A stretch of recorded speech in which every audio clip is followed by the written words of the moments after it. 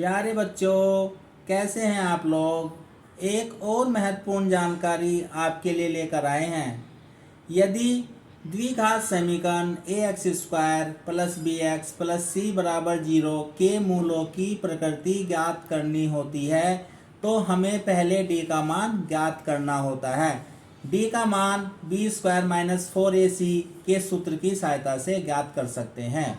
यदि d यानी discriminant या विविक्तकर का मान धनात्मक आता है तो हम कहेंगे कि मूल वास्तविक हैं और भिन्न भिन्न हैं।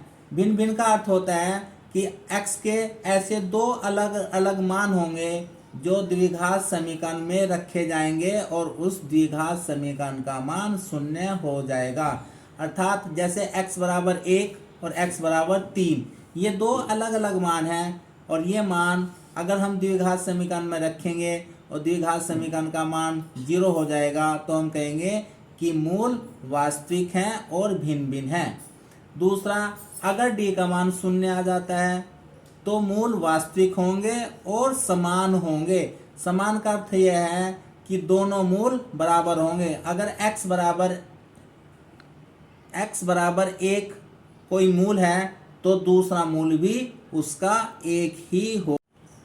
और अगर d का मान 0 आता है तो हम कहेंगे मूल वास्तविक हैं और समान हैं। अर्थात x के ऐसे दो बराबर मान हैं जिन्हें समीकरण में रख करके उसका मान 0 आ जाएगा। जैसे x बराबर 1 और दूसरा मूल भी 1 ही होगा। और अगर d का मान नेगेटिव आ जाता है, जैसे d का मान -5 आ गया, -7 आ गया, तो हम कहेंगे कि उस समीकरण के मूल काल्पनिक हैं। अब इसे जरा समझिए, काल्पनिक क्या है।